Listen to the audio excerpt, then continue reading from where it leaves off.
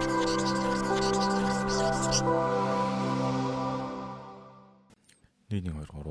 2 3 За болсноо. За сайн байцгаана сонсогчдоо. За манай зочил бизнес подкаст контент маань эхлэхэд бэлэн болоод байна.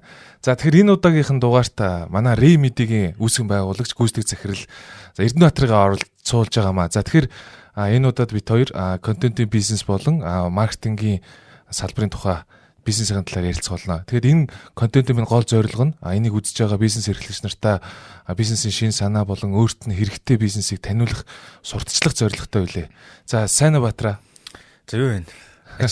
Тавлаг. Одоо ингэж бас бид нар яг нөгөө зочлын харилцагч нартай зориулаад энэ контентэд цувралаар хийж байгаа. Тэгээ манайхад бас контентэд хүрэлцэн ирж тэгээ урилгыг хүлээж авч оролцсонд маш их баярлаа.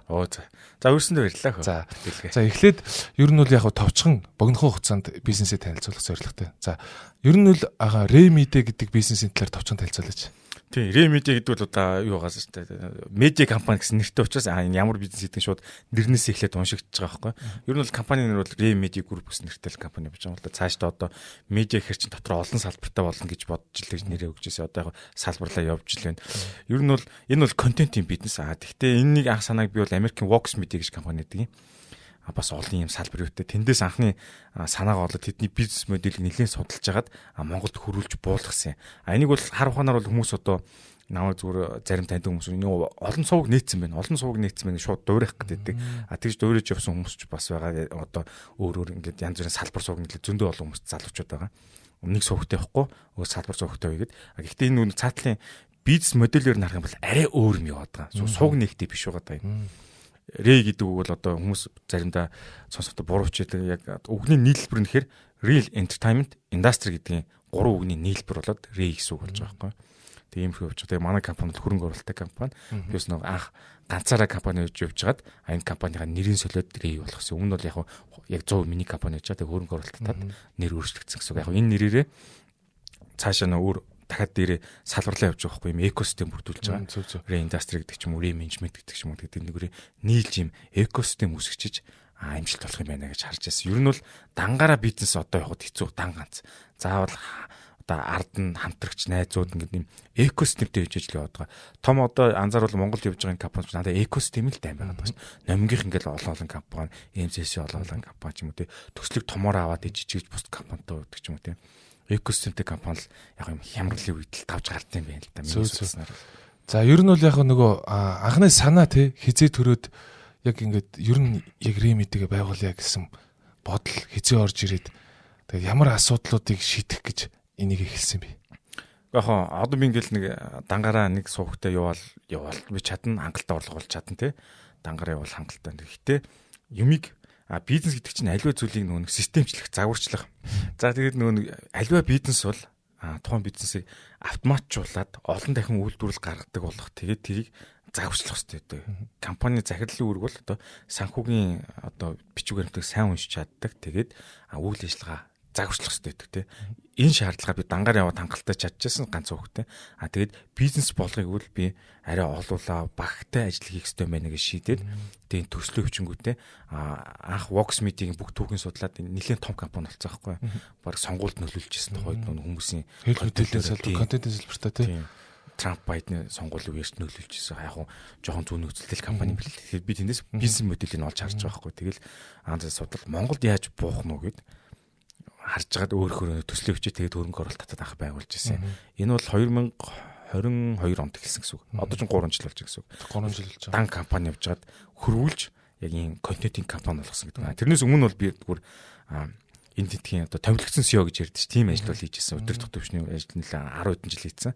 Тэгээд ерөнхийдөө одоо л дөнгөж бизнесийг яаж загварчлах хэрэгтэй юм гэдгийг л ойлгож эхэлж байгаа байхгүй. Өмнө дандаа л халтаж явжсэн тий. Бас компани зөндөө байгуул дампууруулж үзчихсэн. Тэгээ энэ дундаас туршлага гарч ирэнгүүтээ юм чи ийм юм бэ гэж өдөрт ойлгож илээ. Тэгэхээр одоо яг бизнес модель загварын хувьд одоо тий Ray Media-гийн яг бизнес модель нь тий B2B, B2C гэдэг яг аль моделийг илүү төлөхгүй B2B дээр. Окей. Тэгэхээр хэдэн төрлийн одоо бизнес эрхлэгч нарт ямар үйлчлэгнүүдийг үзүүлж байгаа вэ?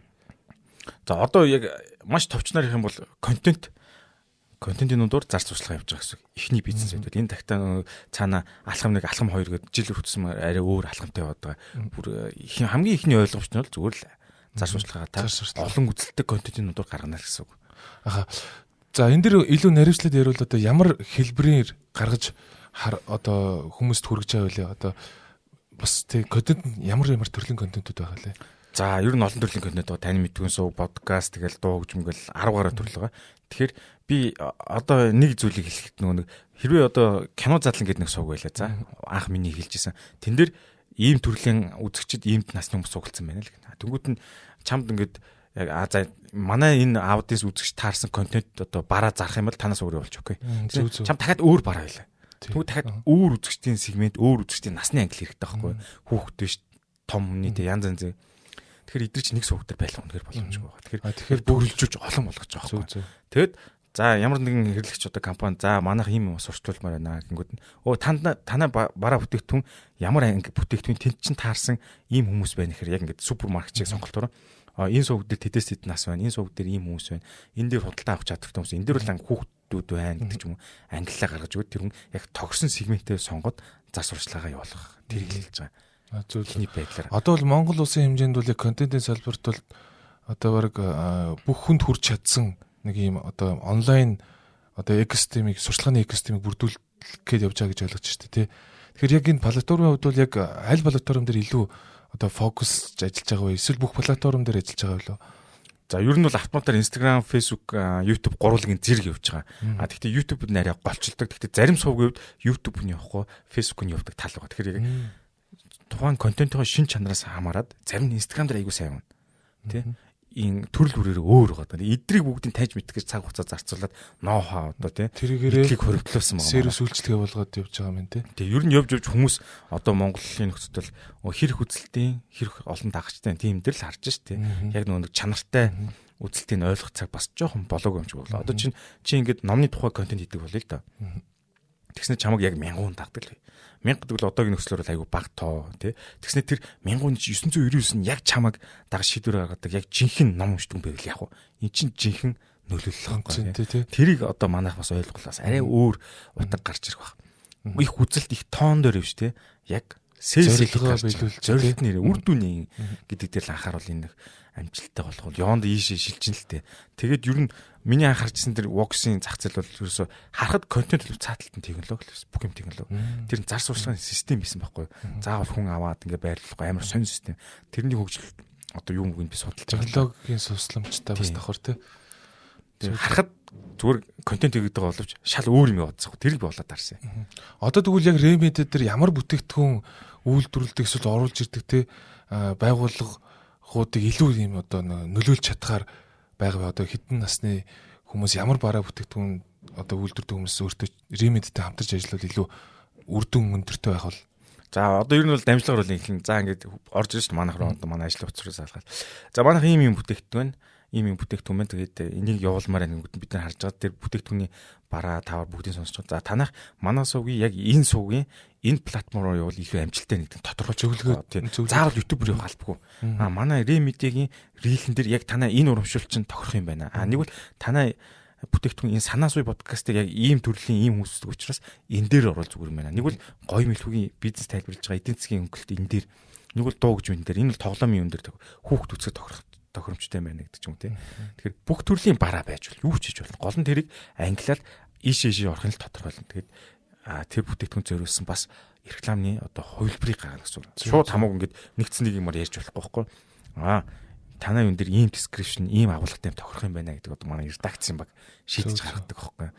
Зөв. Тэгэхээр давхар шууд сурчлагаас илүүтэйгээр бас нэг консалтингийн үйлчилгээгээ үзүүлэнгээ яг контентын агуулган дээр нь ажиллаж байгаа яг зорилгын биелүүлэх дээр брендингийн ажлын давхар хийж байгаа гэж ойлгож байна. Яг зөв. Одоо нөө маркетинг брендингийн одоо манай департамент хэм хэлц байхгүй ч одоо байгуулагдсан явж байгаа.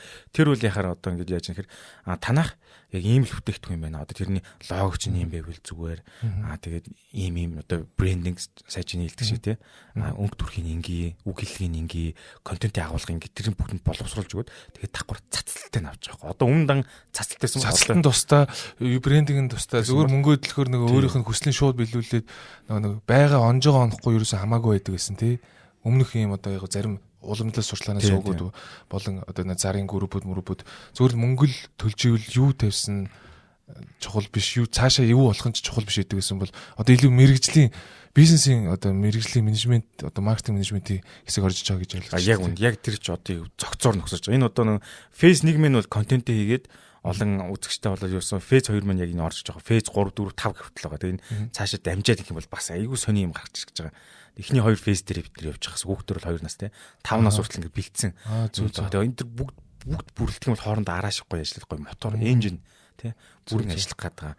Тэгээ сая хэлдэг шиг одоо бид нар бол яг жишээ нэг эмнэлгийн одоо манай захиалагч орж ирээд эмнэлгийн өндөр ажиллаж бүх брендинг ямар өнгөтэй байх юм тэр ажилчны хувцас нь ямар байх юм те ороод угтахад тэр үе тааз нь ямар байх юм те тэг баг барилгын тэр консалтингтэй хамт явж байгаа байхгүй юу эндээс нь хөгжим явна те одоо бараа бүтээгдэхүүнийг одоо яг ингээд эцсийн шийдвэрийн гаргаад худалдаа авалт хийх хүртэл контент одоо хэрхэн ямар дамжлагаар нөлөөлж байгаа одоо өөрийнхөө туршлагаасаа хэрвэл одоо хэр удажиж хідэн алхам явж иж те нэг бараа худалдаж авах хэмжээнд хэрэглэгчийн боловсролын одоо нөгөө ойлголтыг өгжиж те явдаг бол одоо тэр хугацаа болон ажиллагааны хувьд одоо ингээд шууд л одоо яг байгаа олоо шууд сурчлага кодед хийхэд маргааш нь шууд зарагдчих бараад бас юу сегмент бас тийм ховор штэ те ер нь бол ховор тэр хооронд хэр хугацаа хэр их хөдөлмөр ордог бол за хамгийн урднаар бол 1 сар 5 алхамтайгаа 5 алхам гэл инбаунд маркетингийн зарчмаар 5 алхах гэдэг ер нь хоногшуулах гал. Сая ярьдаг яг бараа болгоно бүр давтагдах одоо тийм юу өөр адилгүй байгаа гэдэг. Яг л чинь тоглолтын тасалбар сурчлаа гэтэр чинь тоглолт нь болох гэж байгаа чинь ингээл маргааш нь ч юм оройд ингээд зардж тарнаад байдаг тоглолтын тасалбар чинь ивент юм чи. Тэрнээс хамаараа зарим ингээд хүнсний бүтээгдэхүүн өндөр дүнтэй бүтээгдэхүүн бүгд өөр бага дүнтэй бүтээгдэхүүн ч юм уу комик байх юм бол тоглоомын зүг дээр хурдан явдаг ч гэдэг юм уу тий. Гэт бүгд ялгаатай. Тэгэхээр энээс хамаарат тэр хугацаанд бүгд харилцан адилгүй байгаа. Яг одоо за тэдчүү хэлэх хүн бас боломжгүй байна. Бүтээгдэхүүн болгон ингээд бүгд өөр өөрсдөө байгаа тийм. Одоо чинь сая би нэг 5 алхам бичсэн шүү дээ тий. Хамгийн урандаа дундаж бүтээгдэхүүн сар боллоо 5 алхамтай юм ихэл хоногшуулт юм. Ингээл одоо өөр төр чинь шавлж чинь ингээл санамсруугаар YouTube өөрийнхөө үздэг хүмүүсийг үзэж байгаа, зурагт мөхтөр үзэж байгаа юу гэдэг тий. Нэр ингээл яваалаа л да. За нэг угаалгын нутаг нэг за чинь ом очтой юм ингээл тэл тэр нэр чинь тогтоочлоо 2 3 татварчлаа тэгснэ чи ингээл ихнэр чинь нэг угаалгын нутаг аваад ирэнгүүл гараал дэлгүүрд оронгуудаа тэр олон өрөөтэй сарж харж байгаа гэд тоногсон нэрэл unconscious-тэй ухамсаргүй баг гэж сонго авдаг байхгүй энэ чинь контентээр нөлөө давтамжтайгаар хийж байгаа байхгүй тэгэхээр хизээч нэг давтамж бас сайн өрдөггүй тэгэхээр бид нар хүмүүст юу саналгадаг болохоор нэг удаа та ингээд зарлал болно окей тий. Гэхдээ нэг яг зөв сегментээр зөв цагтаа зөв давтамжаа илэрхийлж чадах юм бол тэрийг 2-3 удаа сонссон ямар ч гэсэн unconscious-ны ингээд сонголтоо хийдэг гэдгийг тайлбарладаг байхгүй. Зөв. Тэгэхээр яг энийг бас одоо нөгөө бизнес эрхлэгчнэр нь бас нөгөө давхар ойлгодог байх хэрэгтэй байх л та. Тэгэхгүй бол бас нөгөө ичидийн юм шиг сууж шурчлага өгөөд контентийг маргааш нь бараад агуулгах нь хоосорно гэж бол байхгүй бах тий. Тэгэхээр ямар төрлийн бараа илүү одоо тий одоо түлхүү онлайнаар сурталчилахад тохиромжтой ч гэдэг юм. Тиймэрхүү юм байдаг уу одоо өөрийн чинь за энэ дээр бол барааг бол заах ерөн зохимжгүй. Одоо ангилах гэдэг чинь сая асуулт дээр ямар барааг ийм базаа гэдэг. Энэ бол хэлэх боломжгүй. Тэгэхээр юу хамгийн их зар гэдэг вэ гэхээр ерөөсөл хүний сэтгэл тоногсон storytelling-тэй маркетинг хийсэн зүйл зарагддаг байхгүй. Одоо чинь ингээл утас чи энэ утсыг аваараа энэ утас байдаг л утас чинь тоохгүй. Тэнгүүтээ энийг storytelling-д оруулах байхгүй. Энэ чинь контент би ингээд утсаа ингээ аваа явчихсан чи таран шатууж унаад ингээ тэгээ гараад гэсэн чи утсыг дэлгэцмэн хагарч тэгээ би ингээ энэ чинь storytelling байхгүй. Зөв нөгөө томьёолтоо оруулаад за ингээд эхлээд уул бус тэгээ энийг контент болгоод зөв хоногшуулт хүмүүст үүсч чадах юм бол тэрний сэтгэл хүний хүн чинь сэтгэл хөдлөсөн юм мартдаг байхгүй. Баяр гуниг зовлон жаргалыг хүн мартдаггүй. Ингээ зүгээр ярийн дунд дөрөөс юм хүн мартчихсан шүү дээ. Хизээ. Чи одоо 3 хоногийн өмнө өглөө 11 цагт юу хийсэн мэдэхгүй байсан тий. Тэнгүү тэр өдөр чинь яг 11 цаг чи өглөө хоол идчихсэн чинь хоолоо барьж байгаа нүүрлэгээ цацаж унж унаад годамжаар нэг тарж мараа тий. Хувцсан цагаан бол тэр хизээж мартахгүй тий. Энэ бол storytelling аахгүй. Тэгэхээр үүнийг контенттой холбоод гоё ингээд цохол нь оруулах юм бол тэр хүнд хоногсон юм хавдаг аахгүй. Тэгэхээр бүтээгдэхүүн маань үнэхээр л одоо чанарын шаардлага гоё сайн бүтээгдэхүүн байгаа бол зөв маркетинг ингэж хоногшуулаад энэ дараалал явчих юм бол окей. Таны бүтээгдэхүүн зарагдах нь. Тэгээ энийг та ингээд бараа зарж байгаа ингээд бүгд юм хийж чадахгүй байхгүй үндэ бол тийм. Тэгэхээр мэржлийн одоо storytelling script бичиж сурсан баг редакц тийм яаж хүмүүст харагдвал зүгээр идэв яаж хоногшуулт зүгээр нэг сайн байцгаа та одоо мадуур эвдэж нэг аваар гэж болохгүй юм шүү дээ тийм. Яаж тэрийг нюансыг хольж мэдэрч оруулах тийм.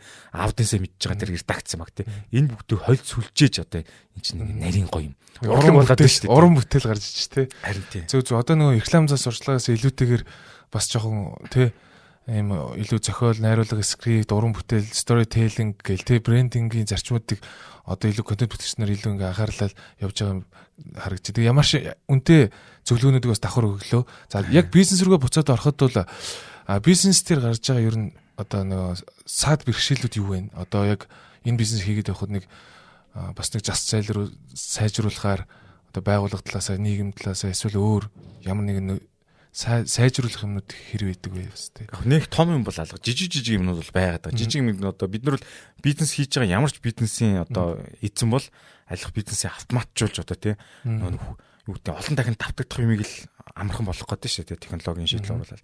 Энд дээр жоохон төвхтэй. Төвхт нь юу гэхээр одоо зар сурталчилгаа өгж байгаа цагаалагч байгууллагууд маань газар дээрээ суурин дээрээ санаагаа хэд дахин өөрчилдөг. За бид нар энэгээр ингэ явчаа энэ текст яг болж байна. Окей энэ реклам. Тэгэл бүгд нь яг хэлсэн дагуу ингэвэл бүх юм болол рендер хийгдэлтэй бүх видео орол бүх юм пост дарах юм бол үгүй нэг л биш энийг солио гээд нэг юм дээр тэгэл бөө юм бол дахиад нөгөөтгөө ингээд янзлаа солиод видео чи айгүй ажиллаад солиод өнгөд за энэ нэг л биш ингээ хэлчих. Тэр чинь студ дотор рекорд гэж бүх ажил болж байгаа шүү дээ. Дахиад хоолоо ууш ингээд тэрийг ерөөс ойлгодгоо. Тэгээ тэрэн дээр ингээд нэмэлт зардал хөр бас ойлгодгоо. Энэ нэмэлтийн зардал гэдэг. Тийм байл зүгээр нэг яг пост бичиж дотор нь edit хийж байгаа юм шиг ойлгодог монгол хүмүүс. Одоо бизнес хүмүүс. Тэр айгүй буруу. Тэрийг ингээд бид нэр автоматжуулахын тулд эхнээс нь за яг уу таг уу энийг шийдэр баах юм болж ижил одоо чеклистээ бүгд юм орч. Тэгсэн хэрнэл за яг нэг Монгол яг нэг гоё бүх юм цаасан дээр тохирчоод яг ингэж гарсны дараа бол зүгээр шууд тэрийг хүлээн зөвшөөрөхгүй л гэсэн үг шүү дээ. Тийм тийм учраас өмнө бид нар хэлдэг байхгүй. За ийм гардгийг шүү. Та энийг анхаараарай. Энд чинь яг уу энэ хүчин зөв үү? Яг ингэж та бичвэрээр үгээ бичсэн бол уншихаар эн чинь нэг л нийлэхгүй ингээл яг тэр нь хэлээд өөрөө зүгээр яв. Тэгээ хэлсний дараа яг ингээл бүх юм яг болдгоор л болж байгаа байхгүй. Тийм шүү дээ. Одоо яг ингэж үг авдаг гэсэн үг.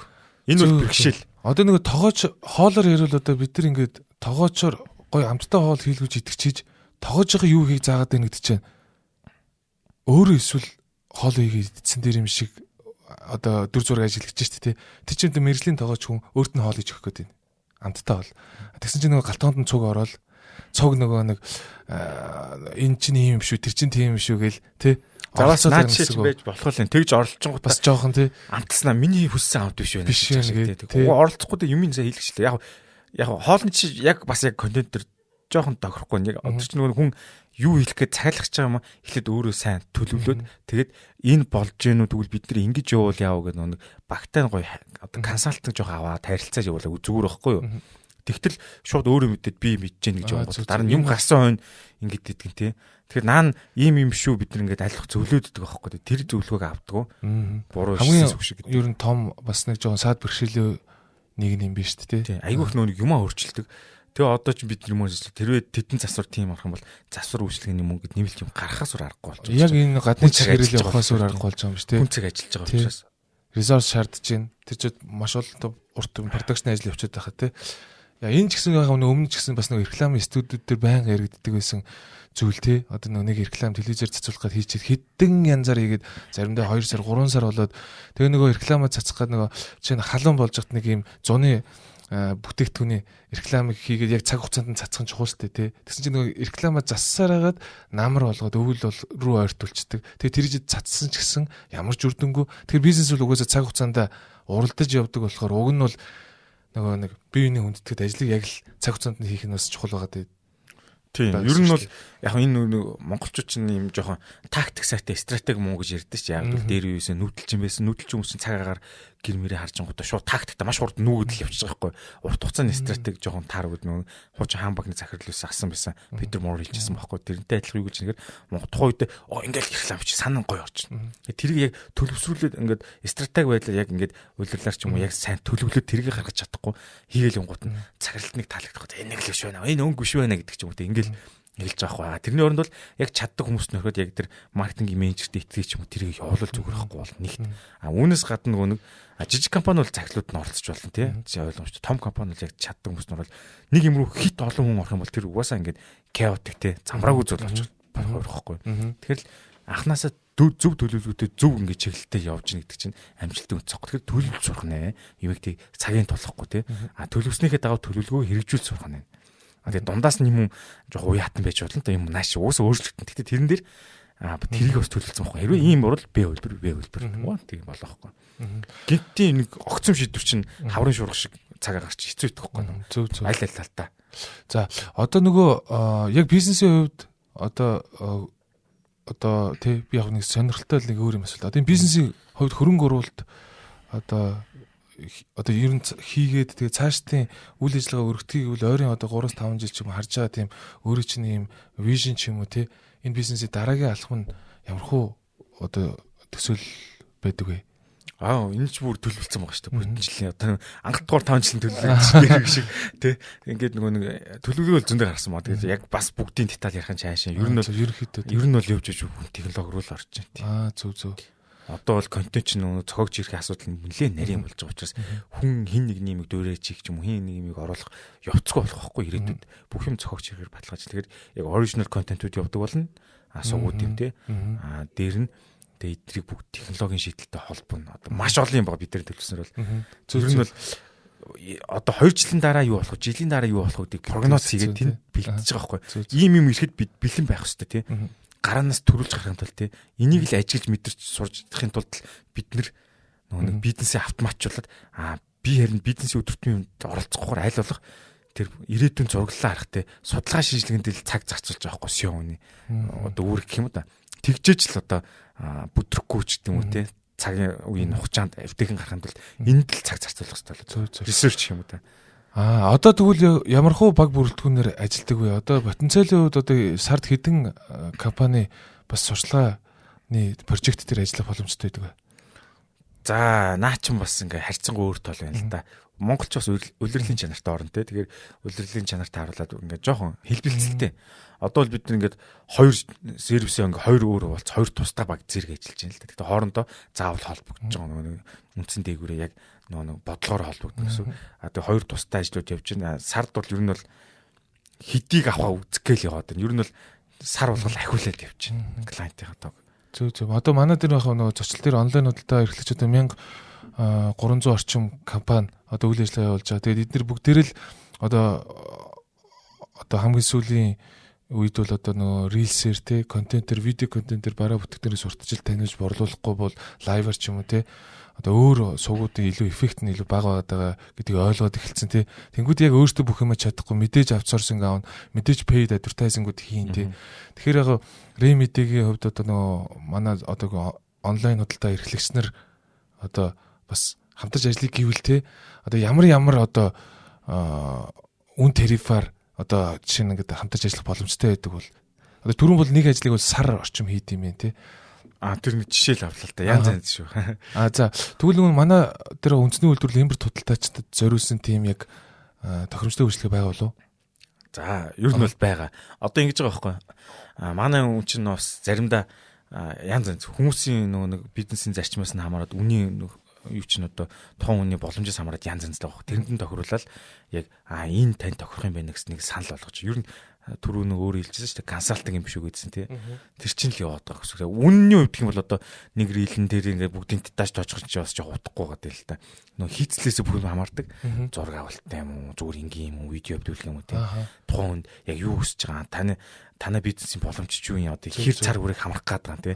Бүр ингээ ус үндэснээр дамжсан тийм PR юмэр байгаа. Зөвхөн яг энэ зөвхөн ном авдаг тэр мянган үнэтэй хөрмөр байгаа юм уу? Яг энэ одоо чипсийг юу гэдэг нь тэр хүүхдтэй тэд насны тэд хүүхд өмөр байгаа юм тий. Эндээс хамаарж ижил бүх юм шийтгэдэг байхгүй. Юмны хийцэл контент үйлдвэрлэлч дандаа нөгөө хийцлээс хамаардаг.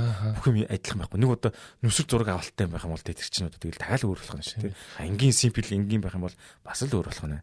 Тэгэхээр манайх бол ерөөдөө консалтинг маркаар за энэ таны тохирох юм байна. Тэгээ тэрний маркетинг брендинг одоо сошиал дээр та ингэж нөгөө өмнөөс нь юм одоо брендингийг хийж өгч байгаа гэсэн үг. Тэгээд цацалттай бас яваад байна гэсэн үг тий. Тэгэхээр бол манай харилцагч бол шууд өөртөө очиж уулзаад баг энэ зөвлөгөөнүүд нь одоо хүн төлбөртэй гэдэг одоо нэг бас энэ чинь бас эхлээд баг таад консалт өгөх гэж тий. Тэг ихний ээлжинд нөгөө юу яаж байгаа. Таны одоо явуулах юм чи аль сувг дээр юу тохирох вэ гэдгийг аудиенс хараад бид нар тохируулаад энэ дээр илүү боломжтой юм байна. Зарим нь шууд кино задлан дээр орё гэдэг байхгүй. Яг ингээд тухайны бизнесийн судлаад ямар хүмүүсийн худалдаа авч ашиглан суугаад байгаа болохоор тий. Санаас үе тохирч юм уу тий. Тэгвэл хүмүүс чинь кино задлан 450 мянган сабскрайбтай санаас үе чинь 30 мянга байна гэдэг чинь ингээд байхгүй. Энэ ялгааг нь ойлгох байхгүй. Тэгвэл санаас үе чинь одоо яг ингээд зөвхөн байгууллага удирдах төвчний бизнесийн одоо үүсгэн байгуулалт шүү дээ. Яг ингээд чанартай хүмүүс тагцсан шийдвэр гаргах төвчний цөөн хүн зориулж хийсэн байхгүй. Яг тэрэндээ хүрч байгаа байхгүй. Яг тийм зорилгоор нэг хэдэн зуун мянгаар үүсгэх ямар ч шаардлагагүй.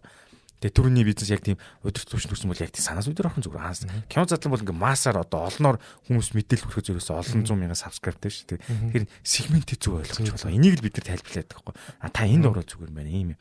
Чи ихний уулзалт явж байгаа. Тэгээ цааш нэг үнцгэр бол би танахаар контентын бодлого те контентын агуулга ер нь цаашд яаж явах эднийг бүгдийг хэлэх юм бол бас хийж болж байгаа. Заавал манаас угаар цацагт галбгүй.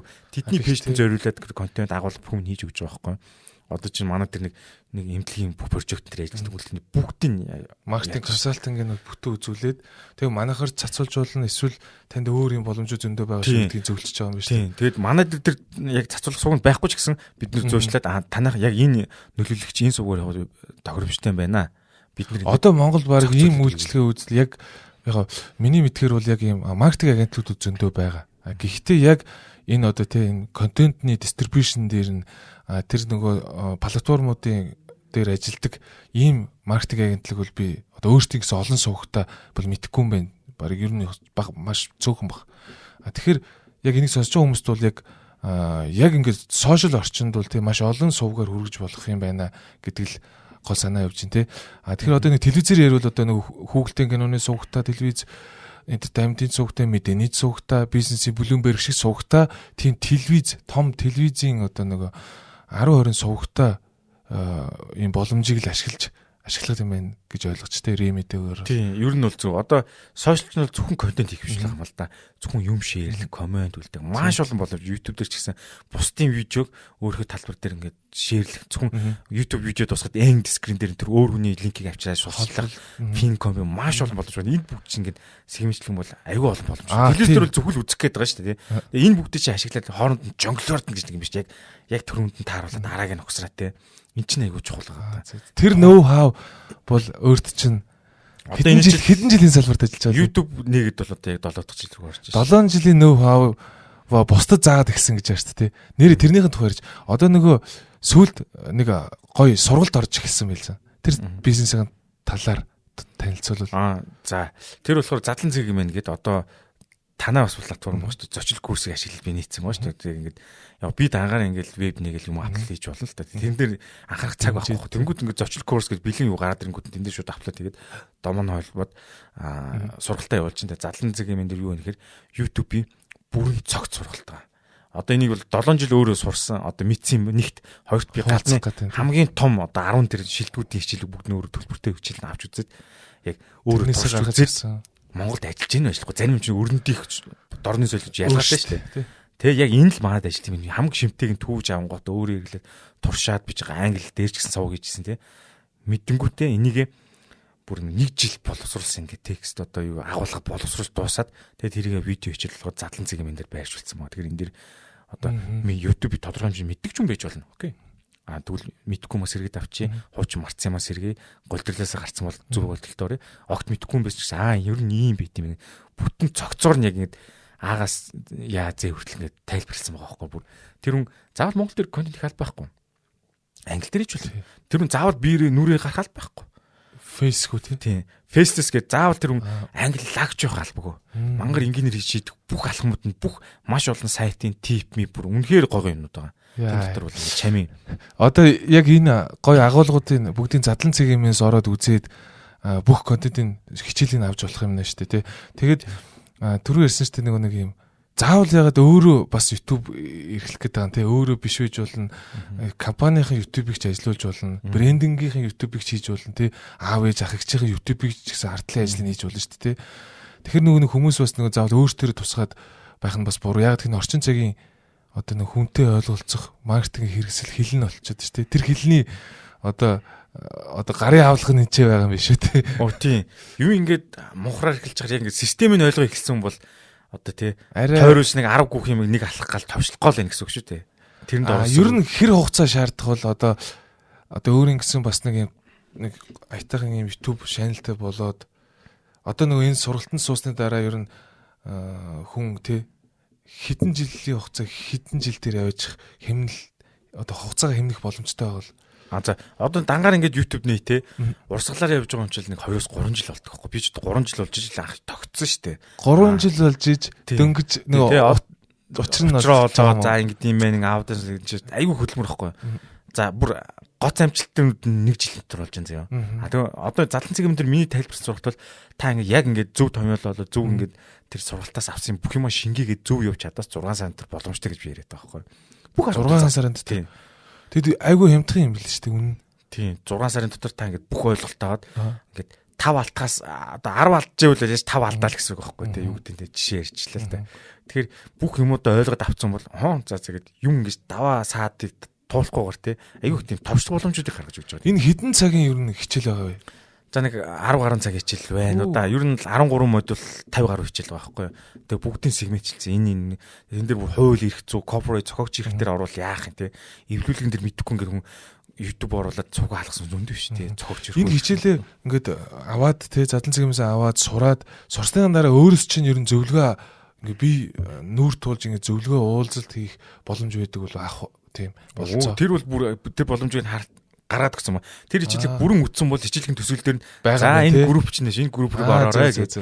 Тэгээ групп руу орохдоо яг тэр худалдан авсан утасны дугаар нэрээ яг тулгана.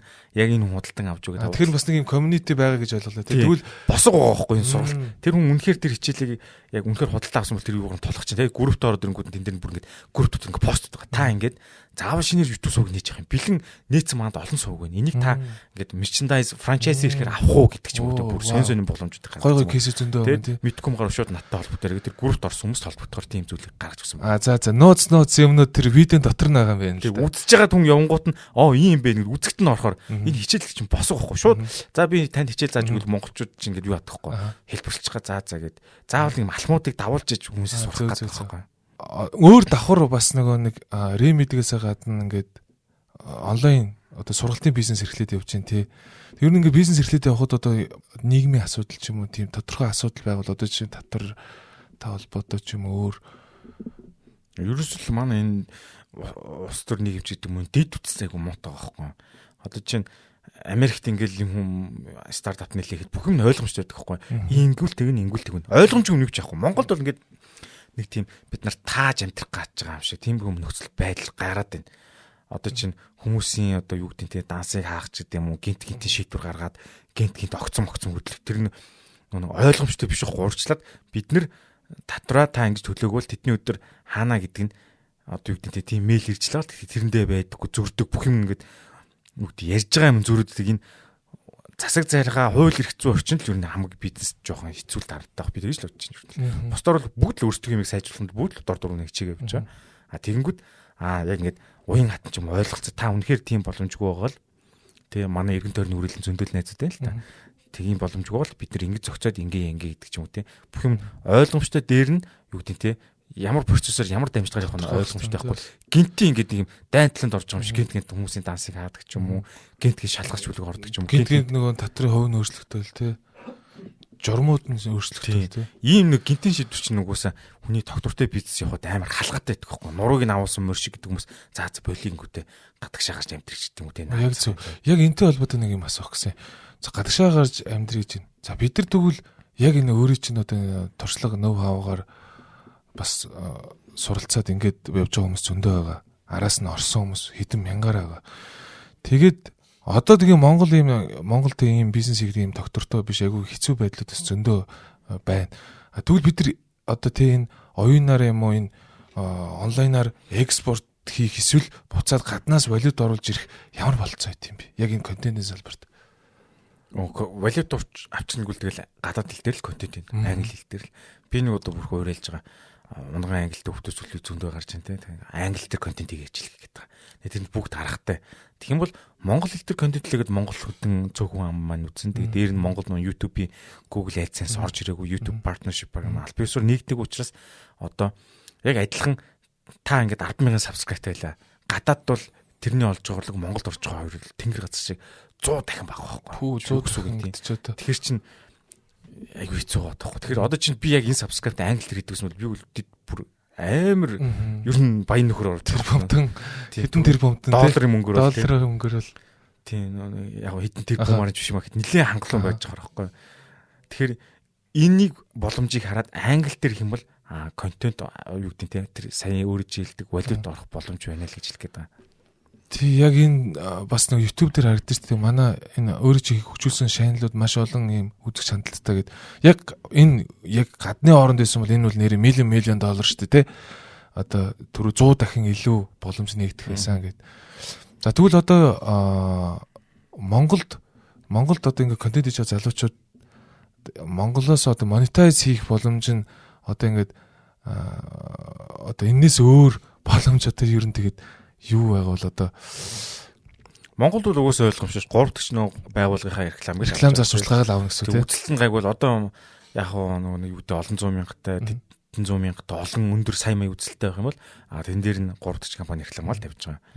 Тийм л боломж байгаа. Дээр нь бол яг гадаадаас Монголд хүмүүс гадаад яг хамтарч байгаа 100 мянган хүн байна л да тийм монголчууд. Тэд нар үзэх юм бол нэг рекламны нөгөө Google AdSense нэг тодорхой хэмжээнд нэг 1000-аас юу гэдэг $800 хооронд орж ирж байгаа шиг байна.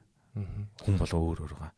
За нөгөө байгууллагууд одоо өөрсдөө ингээд ийм итэн бүтэн хөгжүүлээд ингээд бас нэг ийм хүн амьтаа ажилд аваад тий ингээд явхад ер нь явахаас илүүтэйгээр шууд ингээд одоо авцарсан үйлчлэгээ авах нь ягаад одоо ялгаа нь юу гэдэг вэ? За маш ойлгомжтойгоор тайлбарлах юм бол өөр ингээд YouTube сувгны гэж бодё те байгууллага дээр. Тэгэх юм бол одоо тэгэл бүгдийг ихнээс зурхана шүү дээ. Яадгийн одоо цохогч их гарвал яах юм? Цаанаас нь YouTube сувгийн чинь corporate claim ирүүл яах, strike ирүүл яах юм? Комменттойгоо яаж харьцах те, сөрөг PR яваад бол энэ бүгдийг дахиад бүгдээс нь зурчих. Дахиад нөгөө хүнээс сургаж лүүн гар авчлаа гэнт. Хүний амьдрал юу ч тохиолж болно арга гэртэн те гарахаас үр аргагүй л дахиад шинээр нь сурах. Нэг бол өөрөө сурах. Тэг өөрөө бизнесийн зорилгыг тодорхойлоод судалгааг явуулж явах хэрэгтэй. Бүх юм дутгалтай зүйл болохгүй. Тэгэнгүүт нөгөө тогтсон компани бүх ноо тогтсон систем тогтсон. Тэр л яаж ажиллах нь ойлгомжтой болсон мөн ш. Ноо систем тогтсон компани бол бүх юм ингээд автоматсан тухайн ажилтан гарлаа ч гэсэн систем ажиллаж байгаа байхгүй. Энийг зөв ухсалсан систем гэж байгаа. За хүчлээсэн. Тийм учраас тэр компани гэх юм бол ийм саа зохгүй. Тэр бүгдийг мэдэх ямар ч шаардлага байхгүй шүү. За юм чаддаг үнд юм аяа гэж хэлж байгаа шүү. Зөв. Ерөөс ялгаа л юм байхгүй. Тэгэхээр илүү ийм бизнес брендинг хөгжүүлж байгаа хүмүүсүүд бол энэ борлуулалт чухал учраас яг цаг хугацаатай уралддаг, моментоор явдаг бас сүүлийн үед бүр спорт шиг те баг энэ 7 хоногт зарах нь чухал, дараагийн 7 хоног өнгөрчвөл алдагдaltaүүлэх гэдэг ийм хурдтай болчихлоо шүү дээ худалдаа. Тэгэхээр яг нөгөө илүү мэрэгжлийн хүмүүстэй хурдан хамтарч эргэлтийн өрөнгөө хурдан илүү сайжруулахгүй бол яг ингээд өөртөө сураал, өөртөө хичээгээл, өөртөө явна гэдэг чинь маш их өөрийн чинь зөвлснөөр маш цаг хугацаа мөн дээрээс нь хүний нөөцийн аюул гэж том юм байгаа. Ажлаас гараа авчвал яах вэ гэдэг ийм аюултай тулгарх юм байна. Мөн дээрээс нь яг би нэг юм асуухад өөрсдөөс чинь ингээд компани дээр ингээд ийм зөвлөгөө одоо авъя гэвэл одоо маркетинг олон хүнтэй компани тий олон брендинг хөгжүүлдэг компани бас мөнгө төгрөгийн чадaltaа тий өөртөө юм хийж чадaltaа компани гэж бодъё. Тэгвэл өөрөөс чи яг энэ одоо ийм сошиал медиа маркетингийн ийм зөвлөгөө авъя гэвэл тийм үйлчлэг байдаг уу?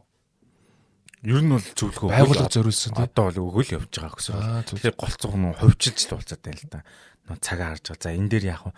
Тэгвэл энэ кампань явах юм байна. Одоо тренд ийм болох чинь энэ тренд зориулж одоо ийм юм гарах нь. Одоо чинь эдийн засгийн хямрал хэдэн оноос ийм болох чинь тэгэхээр бизнесээ хомхын тулд та мэдээж их газрууд нөө зар судалгаал хэмтэн шүү дээ. Тийм бол зөв чиглүүлэхэд бол ийш яв.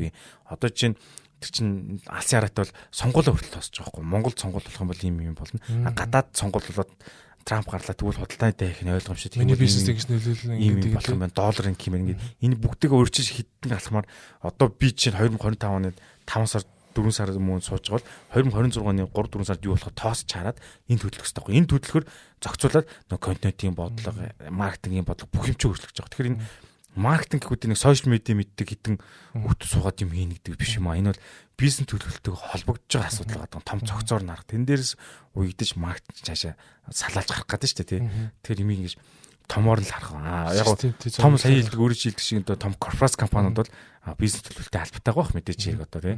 Тэгээ маркетинтайгаа тэр нь уялдаж л явж байгаа. Энэ дээр зөвлөгөө өгнө хэрэг тэр бизнес төлөвлөгөөний албан юмудаа гаргачдаг юм байна. Тэн дээр ямар юу орж ирдэг вэхээр энэ дээр бид нар ингэж хийх гэсэн юм аа. Таны шийдэл ямар вэ? Та ингэж түгээхийн тулд ямар delivery яаж хүрэх вэ гэдгээс л орж ирж байгаа. Тэгээс тухайн байгууллагын одоо гаргасан бизнес төлөвлөгөөнд дээр орно гэж байхгүй байхгүй. Том корпорац стратегийг нь өөрчлөхгүй л тий. Бас жижиг дунд руугаа орох юм бол бас ярилцах байхгүй. Ингэж болох юм байна. Хариу хамтрах юм бол би ингээд танахтай хамтрах юм бол яах юм гээд урт хугацаанд ингэж ажиллаж хамтрах юм бол бид нар ийм боломжийг танд гаргаж ирж байна. Яг л та бид нартай урт хугацаанд хамт явах гэдэг учраас тий. Тэгэхээр мэдээлэлгээ хаваалцъя гэдэг хэлж байгаа байхгүй. Одоо бас нэг энийг үзэж байгаа бизнес эрхлэгчнэр бас хөрөнгө оруулагч нар ч гэсэн байгаа. Яа би нэг бизнес эрхэлж байгаа хүмүүстэй дандаа асуудаг нэг асуулт байгаа. За энэ өөрийн чинь энэ бизнестэй ирээдүйд ингээд угсаа ашигтай харагдаж байна. Тэгвэл 1 тэрбум төгрөгийн хөрөнгө оруулалт хий гэвэл хэрхэн зарцуулж хаана очих вэ? Би ингэж асууна. За 1 тэрбумаас нэмээд дахиад 3 тэрбум болгож болох уу гэж асууна. За ер нь бол их гоё асуулт байна. Энэ бол одоо шийдэл нь маш анхаа. Би бол технологид хөрөнгө оруулна. Яагаад гэвэл одоо ирээдүйд юу болохоо тодорхойлоод одоо нэг 5 жилийн дараа энэ хороо ертөнц чи юу болохыг ер нь жоохон гадаалаад ш маш олон суурсаас уншиж байгаа. Тэгэхээр энд юу хэрэгтэй вэ? Технологи хэрэгтэй. Контент гэсэн технологи. Тэгэхээр хамаг хөрөнгөө одоо технологийн автоматжуулалт зарцуулна. Ерөөсө бүх юм яаж одоо алдаагүй бүтээгдэхүүн гаргах бүх шаттай амжилт тий. Ямар технологиуд би ойлгоцсон мэт тийм. Тэгэхээр үнэхээр хөрөнгө хэрэгтэй. Юу ихэ мэдсэн бүх юм технологио судалсан. Туршлага бол байна. Одоо мөнгө ойлгож ерөөсө тэр технологи чип бүх юм төлөв хөрөнгө оруулаад харуулж явчихмаар. Чи асар үнэтэй шүү дээ. Тэгэд нийт хүн багтаад байгаа байхгүй. Тийм ээ. 1 тэрбум болвол за 3 тэрбум 5 тэрбум гэж ярих гэдэг байгаа байхгүй. Зөв 3 тэрбум 5 тэрбумын 20 30 тэрбум болгох тухай. Тэрбумаар ярих айгүй хэцүү маа долларын чинь. Тийм баг доллараар сая доллараар нэрвэл амар болчихгоо. Тэрбум гэдэг чинь доллараар шилжүүлэхээр 300 юм. Ер нь одоо дараагийнхан контентнээс жоохон 1 сая доллар гэж ярьж байна. Тэгэхээр одоо бас тийм хань шимэншний зөрүүгээр бас жоохон энгэрч баг юу ч хийж амжих юм уу да ажлын цалиг тэгэл дуусчих юм биш. Хүмүүсийн цалинд нэг урсгал зардал дуусчих гэдэг. Сая доллар нэр бол за би тэрнгээр бас тэнд сервер авъя тэрнгээр нь чип харах гэдэг хуваарьж олох гэдэг шүү дээ. Амар том ирсэн. Тэгвэл одоо нэг тийм л юм да. Одоо би нэг яг бүр шал дайли юм асууч. Энэ YouTube те YouTube руу одоо Mr Beast гэл одоо амар том шанал үү. Тэгэд эдний том ингээд прожектууд байгаа те бүр ингээд Amazon Prime эдэртэй хамтарч байгаа. Дэлхийн том компаниудтай хамтарч байгаа Netflix гэдэг. Тэгэд ер нь энэ би нэг юм сонин юм бодоод байгаа. Энэ YouTube маш их контент бүтээгч нарыг дэмжиж идэг. Буцаад эргээр маш их реклам сурчлага явуулаад идэг. Монголд болохоор реклам нь харагддаггүй. Гадаад бол битүү реклам харагдаж байгаа тий. Тэгвэл тэр Mr Beast эдрийг одоо ингэ яг YouTube би ингэ ажилтдаг юм шиг санагдаад байгаа байхгүй цаагаараа. Энийний талаар ер нь ямар нэг юу вэ? Одоо би одоо нэг жоо хардаад байгаа. За, хаштай гоё тайлбарлаж. Хардах юм байхгүй хөө. За, одоо YouTube ч нь бол одоо зар сурчлагын $100 сурчлага орж ирвэл $45 контент хийж байгаа хүнтэйг 55-ыг өөрөө авч байгаа байхгүй юу? Зөвлөгч ашигтай ажиллаж байгаа. Бүр хангалттай тэрэн санаа зовхгүй. Тэд нэр хүн авч ажиллах ямар ч шаардлага байхгүй.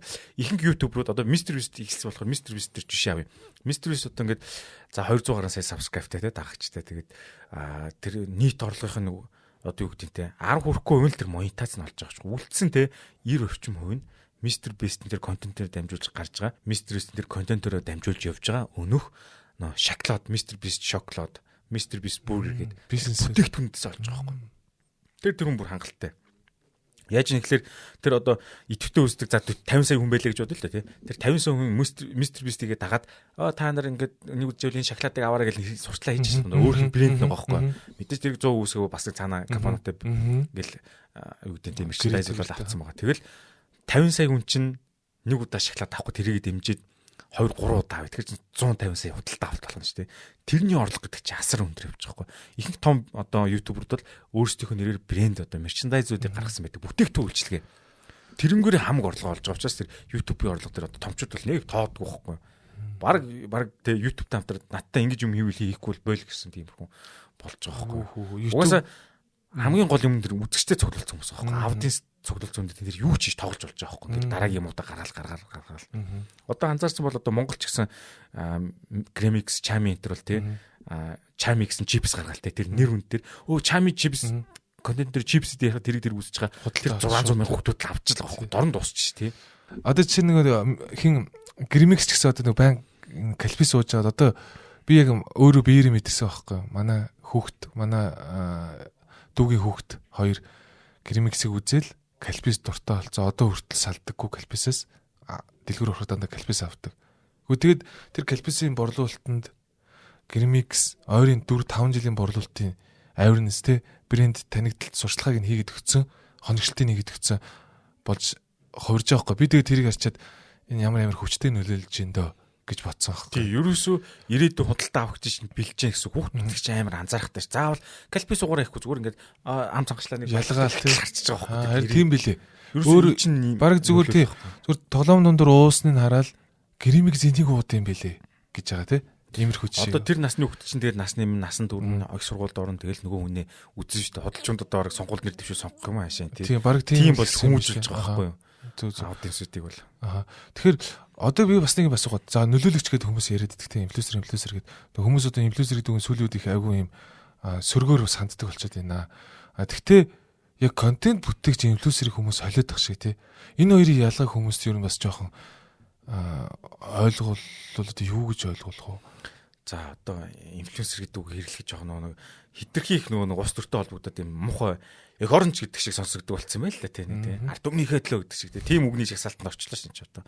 Ер нь бол нөлөөлөгч гэдэг монголоор нэрэл та нөлөөлөгч гэдэг бол миний ингэж гаргасан шийдвэрийг тий танд нөлөөлөхийг хэлж байгаа байхгүй. Түрүү номнод чи тий яг 1000 ном уншдаг юмсан бол 900-ээс нь таныг дагаж энэ ном үнэхээр надад юм ухаар тарилсангүй тэрийг дагаж тэр номыг авчвал та жинхэнэ нөлөөлөгч байна. Хэдэн зуун мянган дагагч нь хамаа байхгүй заяа.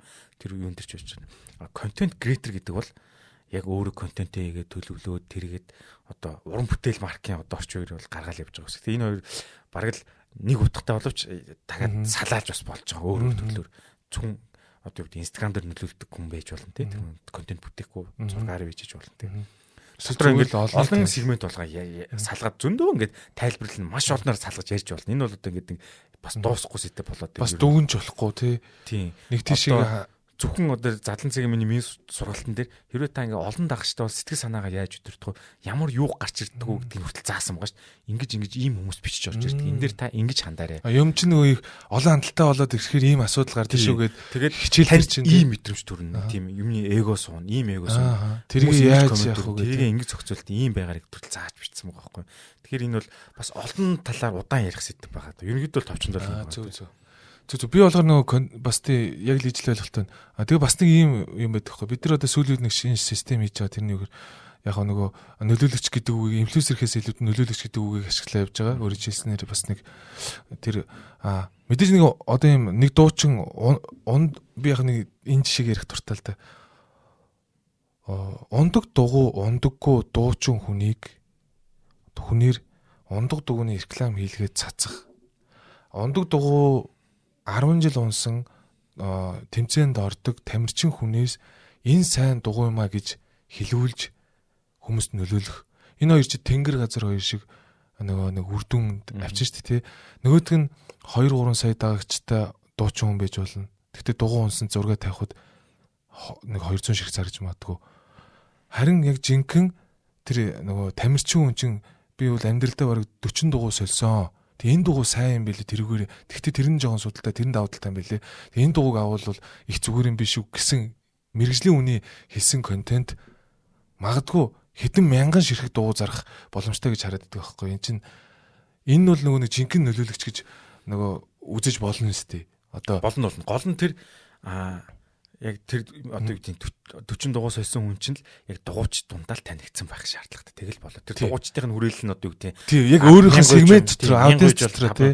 Тэр л огт ингээд 40 дугуй сольж унсан мөрнөө дугуйчдын хүрээлэл огт мэдхгүй бол бас хэцүү байхгүй ч. Бас тийм. Яг зөв өөрөө бас хүмүүс өөрийнхөө нэрийг мэдүүлсэн чинь одоо уулчин гангамаа гэдэг хүн бол хүмүүс хэлж штэ. Тэнгүүд тэр уулын гут сурчлага тодорхой хэмжээнд танилцуулчихсан байхгүй. Огт маш их олон оргил дээрээс тэгээ хинч мэдхгүй бол бас хэцүү байхгүй. Хоёр талтайгаа тий. Тэгэхээр нөгөө нэг яг компаниуд хандж хэлэхдээ бас яг нөгөө юмыг сурталчил таниулах нь өөр хэрэг, борлуулалт бас өөр хэрэг болчиход байгаа шүү дээ. Илүү борлуулалтаа өсгөж байгаа бол арай өөр юу гаргаж өгнө, жор гаргаж өгнө. зүгээр логогоо таниулчихвал өөр жоор гаргаж өгнө гэдэг л юм ажиллаж байгаа шүү дээ. Яг тэгж л явж байгаа. Зөвхөн утасны дугаар таниулмаар байна гэж бодож бид нар утасны дугаарыг таниулах кампань хийж байгаа байхгүй тий. Мэтлээ. Тэрнээс тий утасны дугаар тэрнээс яг тэр утасны дугаарын цаанаага тэр компанийн таниулыг гэвэл өөр шүү дээ тий. За зочил бизнесийн энэхүү дугаарт манай Remedy-гийн үүсгэн байгуулагч гүйцэтгэх захирал Эрдэнэбаатар маань хүрэлцэн ирж оролцлоо. За урилгыг хүлээж авсан танд баярлалаа. За тэгээд бас цаашдын бизнест нь амжилт хүсье. За их баярлалаа гоё ингээд энэ ярианаас юм үлдсэн бол одоо ашиг үдэл гэж бодож байна. Юм үлдэх нүг хүмүүс эрэхтэй маш өгөөд аваарай. Өрсөнд баярлалаа. Танай ажилч гэсэн амжилт хүсье. Тэгээд зөндөө олон гоё юм хийж байгаа шүү дээ. Технологи дээр. За мөн дээрээс нь та бүхэн яг саяны сонсон бүх зүйлс өөрийнх нь 7 жилийн туршлага бүгд задлан цагийн миний видео курс дотор бүгдээрээ багтсан байгаа юм байна шүү. За тэгэхээр хүмүүс YouTube-ийг хичээл байгаа. YouTube-ийг хичээл байгаа тий. Яг бизнес талаас илүү YouTube-ийг дахиад нэг хичээл гаргахад төлөвлөж байна. Бизнесээ хэрхэн загварчлах вэ гэдэг. Вау. Хийж амжих. За тэгэхээр дараагийн цуврал хичээлүүд ч гэсэн задлан цагийн дээр тавигдаад явах юм байна. Тэгэхээр ямар ч гэсэн бизнес эрхлэгч нартай бид хоёр хэрэгтэй мэдээлэл өгч чадсан гэдэгт найдаж байна. Тэгэхээр Монголын бизнес эрхлэгч нар маш олон болж бас тий баялаг бүтээгч нар бүр илүү олон хүчтэй болох болтугай гэж бүх бизнес эрхлэгч нартай хүсэж байна. За, ерөөл Батар шиг гоё ерөөл хэлээ. Баярлалаа.